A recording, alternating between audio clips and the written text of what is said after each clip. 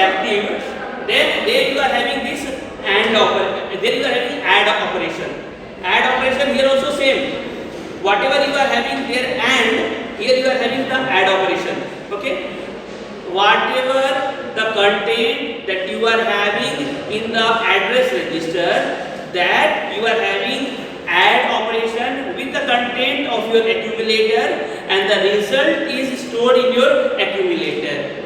So you will see the change in the accumulator register only. There is no change in the content of your address register. So address register and the place, and in that particular address there is no any change. Change will only be there in your accumulator register. If you are having this D2 high, that is third one, you are having LDA. LDA means load accumulator. So here, whatever the content that you are having in the address register.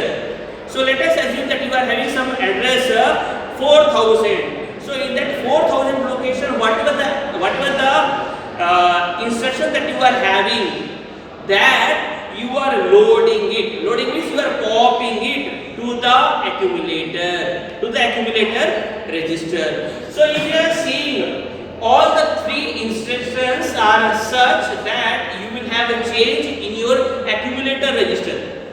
You will have a change in your accumulator register. You are going for the fourth one, that is D3. There you are having a store accumulator. Store accumulator means here it is just the reverse. Whatever the content that you are having in your accumulator register, the content is stored in the address register, say in the memory of the address register.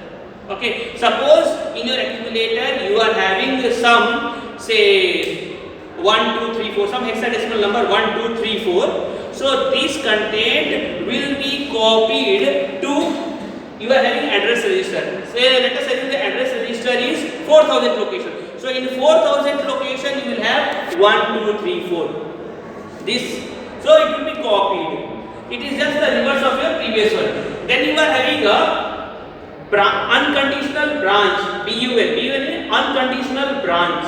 So what is this unconditional branch?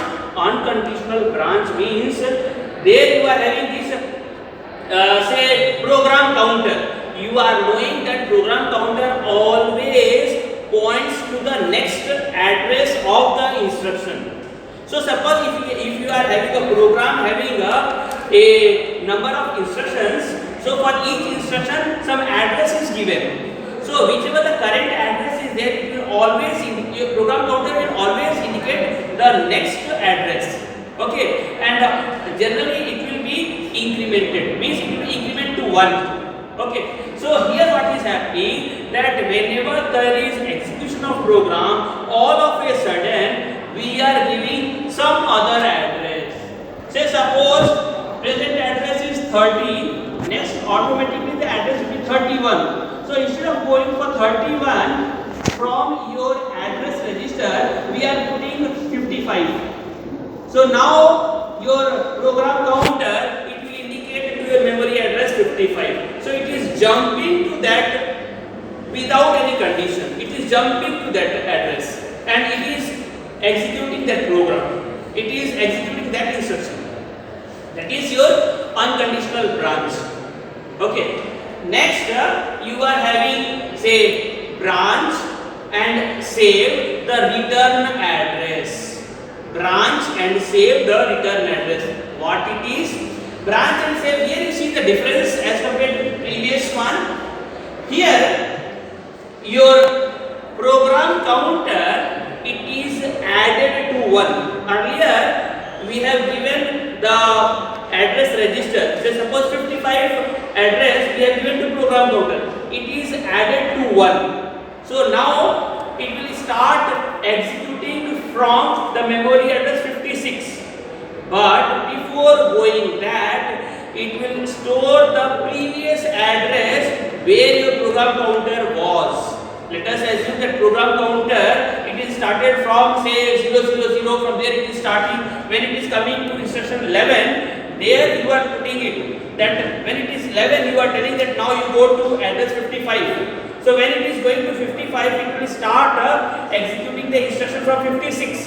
So 55 plus 1, from there it will start, from 56 instruction it will start, but it will store that address, means memory it will store that address 11. Okay, it is knowing that now I have to move from 11 I have to move. So here what is happening, instead of having one instruction you will have subroutine or you will have a subprogram. So subprogram means here also some more instruction will be there.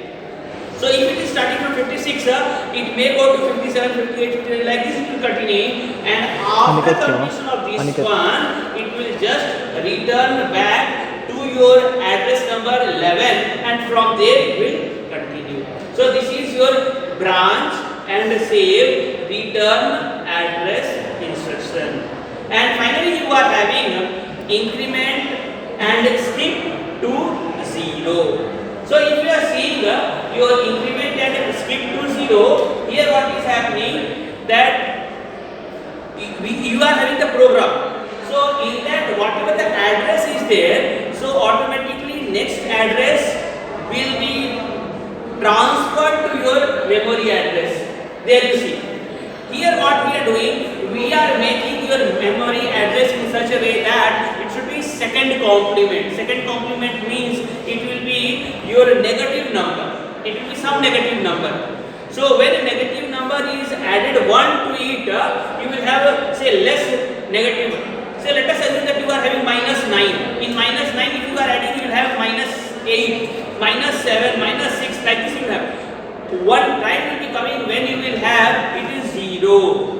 So here when you are having a 0, so it is telling increment and skip if 0. So whenever you are getting it 0, your program counter automatically it will add 1 to it.